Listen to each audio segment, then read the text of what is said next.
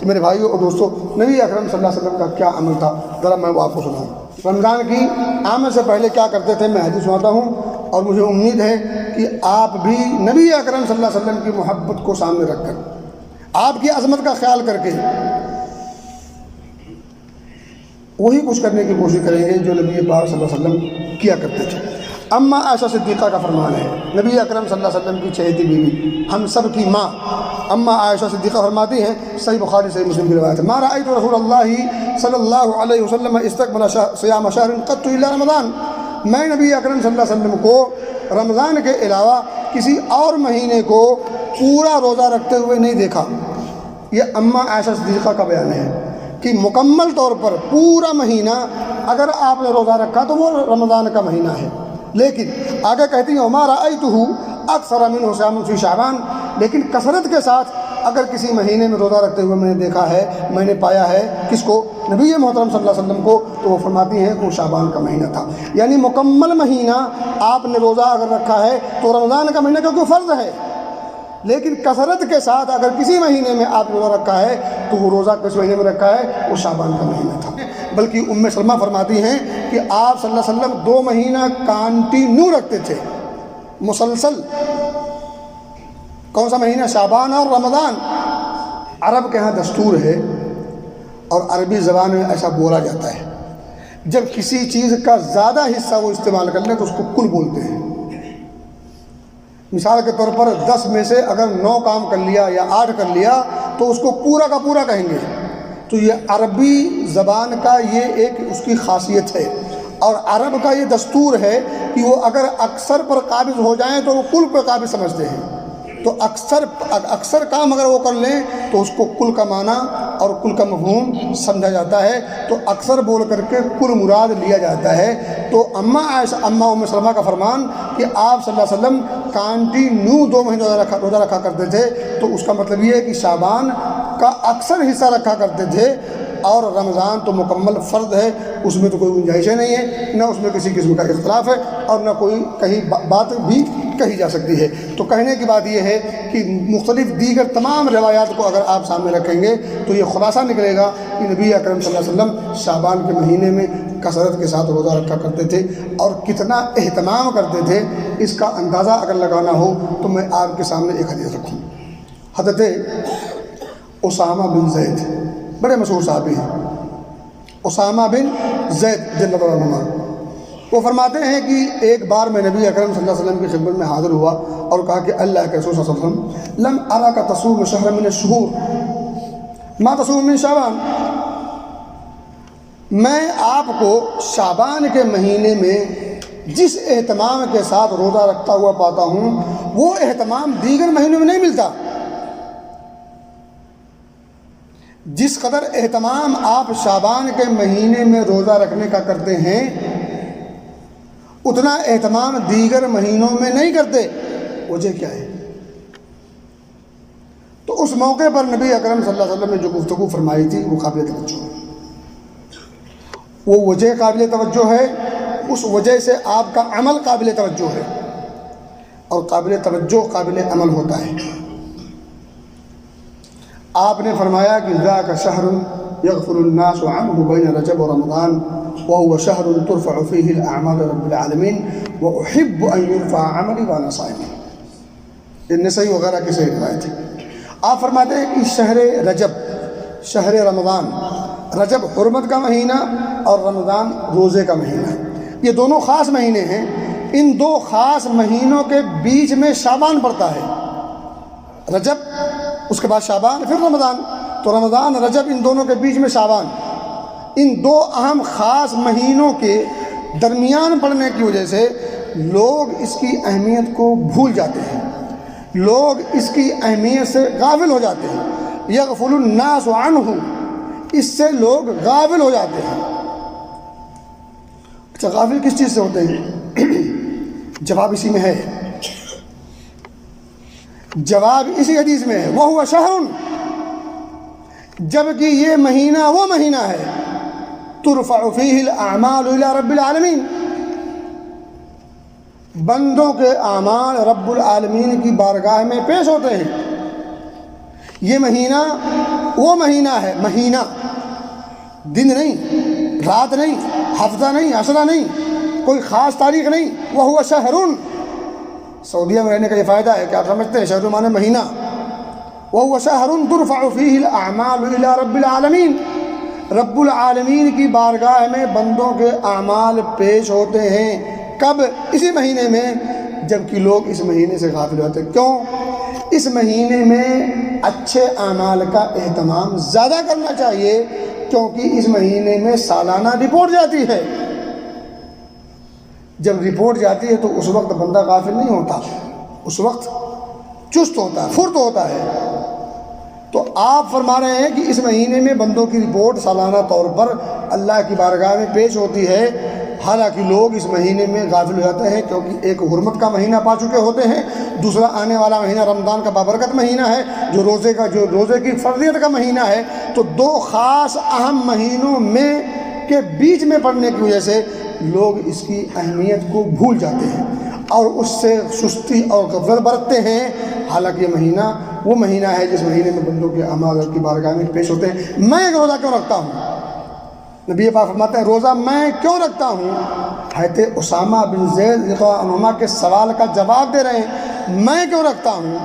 اس کی وجہ یہ ہے وَأُحِبُّ أَن يُرْفَعَ عَمَلِي وَأَنَا صَائِمٌ، میری چاہت ہے، تمنا اور آرزو ہے کہ جب میرا عمل، میری رپورٹ رب کے سامنے حاضر ہو، پیش ہو، تو اللہ مجھے حالت صوم میں پائے، اللہ مجھے حالت صوم میں پائے، روزے سے پائے۔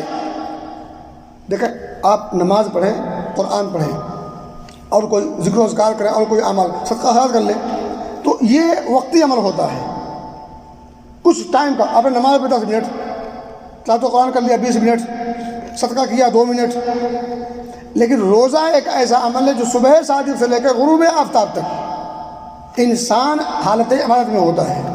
تو روزہ ایک ایسا عمل ہے جس میں انسان ایک لمبے ٹائم تک، لمبے وقفے تک عبادت میں مشغول اور منہمک ہوتا ہے۔ دوسری بات آپ دیکھیں، جب انسان حالت صوم سے، روزے سے ہو، تو پھر ایسے موقع پر برائی سے بچنے کی پوری کوشش کرتا ہے، آنکھوں کی حفاظت، زبان کی حفاظت، ہاتھ کی حفاظت اور دیگر تمام اپنے اعمال کو چیک کرتا رہتا ہے۔ حالت صوم میں ہوں، بھوک اور پیاس کو برداشت کیے ہوا ہوں رب کی رضا کی خاطر، تو پھر غیبت کیسے کروں؟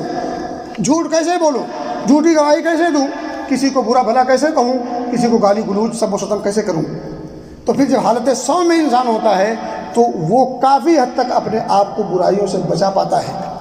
اور پھر ایسے وقت میں اب رپورٹ اگر جائے گی تو کیا ہوگا کہ بندہ تو حالت صوم میں ہے اور طرح طرح کی برائیوں سے بچا ہوا ہے۔ اور پھر ایک بات اور یاد رکھیں، جہاں برائیوں سے بچنے کی طلب ہوتی ہے، وہیں اچھائیوں کے اپنانے کا جذبہ جاگتا ہے۔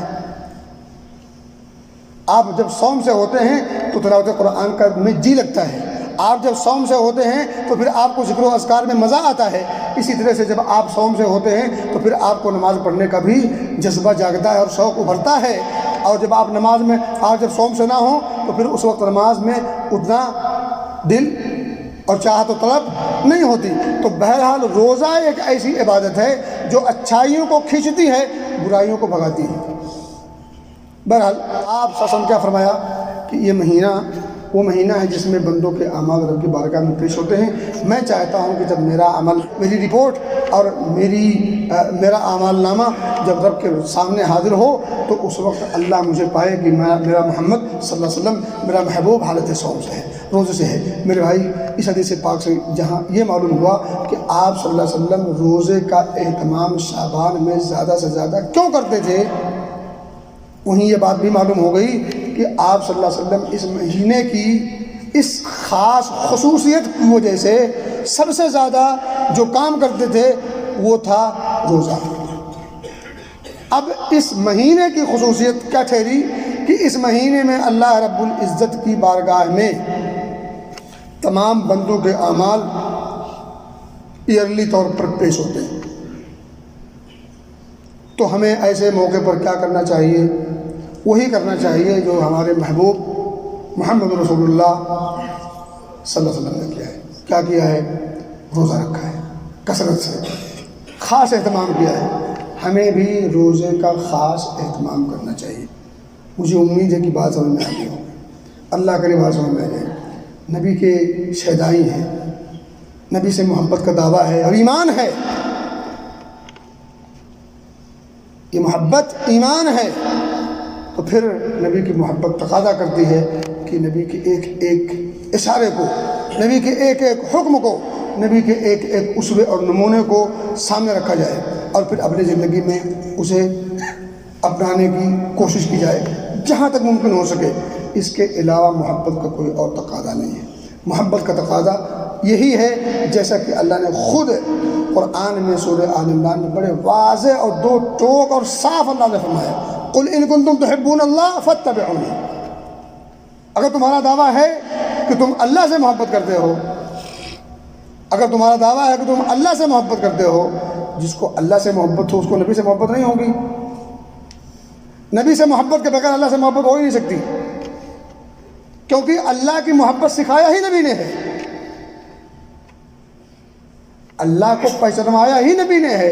اللہ کہتا ہے قل، آپ ان سے کہو ان کنتم تحبون اللہ، اگر تم اللہ سے محبت کرتے ہو، تمہارا دعویٰ ہے یہ، تو فاتبعونی، ان سے کہو کہ میری اتباع کریں، میری پیروی کریں، میرے نقش قدم پر چلیں۔ کوئی اور ڈگر نہیں چل سکتی، کوئی اور طریقہ قابل قبول نہیں ہو سکتا، بلکہ قابل توجہ ہی نہیں ہو سکتا، قابل قبول کیسے ہو سکتا ہے؟ فاتبعونی، تب اللہ سرٹیفکیٹ دے رہا ہے، یحببکم اللہ، اللہ تم سے محبت کرے گا۔ کب؟ جب نبی کی اتباع ہوگی، جب نبی کی اتباع ہوگی، جب نبی کی پیروی کی جائے گی، جب نبی کی اطاعت کی جائے گی، تب اللہ کی محبت کا دعویٰ سچا ہوگا۔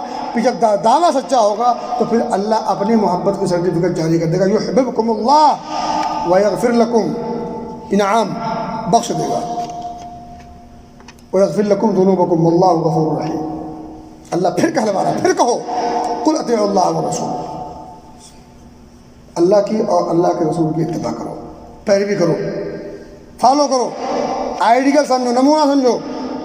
فَإِن تَوَلَّوْا، لیکن اگر ایسا نہیں کرو گے تو فَإِنَّ اللَّهَ لَا يُحِبُّ الْكَافِرِينَ، اللہ کافروں سے محبت نہیں کرتا۔ سوچیں، یعنی اللہ کے رسول صلی اللہ علیہ وسلم کی اتباع یہ ایمان ہے، اور اتباع کرنے والے مومن ہیں، اور آپ صلی اللہ علیہ وسلم کی اتباع اور آپ کی اطاعت کو چھوڑ دینے والے اللہ رب العزت نے کافر کہا ہے۔ فَإِن تَوَلَّوْا، اللہ اس کے رسول کی اطاعت جو نہ کرے تو جان لو کہ اللہ رب العزت کافروں سے محبت نہیں کرتا۔ یہ نہیں کہا وہ کافر ہیں، کہا کافروں سے محبت نہیں کرتا، معلوم یہ ہوا وہ کافر بھی ہیں، اور اللہ ایسے لوگوں سے محبت بھی نہیں کرتا۔ اللہ کس سے محبت کرتا؟ مومنوں سے۔ مومن کون ہوتے ہیں؟ جس کی ایک واضح نشانی اس آیت کریمہ میں دی، فاتبعونی، نبی کی اتباع۔ نبی کی اتباع اس حدیث پاک کی روشنی میں کیا ہوئی کہ آپ صلی اللہ علیہ وسلم شعبان کے مہینے میں مہینہ جو پہلی تاریخ سے لے کر کے 29 یا 30 تک ہوتا ہے، اس پورے کو مہینہ کہتے ہیں۔ آپ صلی اللہ علیہ وسلم اس مہینے میں کثرت سے روزہ رکھا کرتے تھے۔ اگر واقعتاً نبی سے محبت ہے، الفت و لگاؤ اور محبت ہے، اور آپ کی عظمت کا خیال ہے، اور آپ کی رسالت و نبوت کا احترام اور اس کا تقاضے کو پر عمل کرنے کا جذبہ ہے، تو پھر اس مہینے میں اگر خاص اہتمام کسی چیز کا کرنا ہے تو وہ اہتمام ہے صوم کا، اور بس۔ اللہ ہمیں سمجھ کی توفیق دے، آپ کی محبت کے جذبے پر کھرا اترنے کی توفیق دے، آمین۔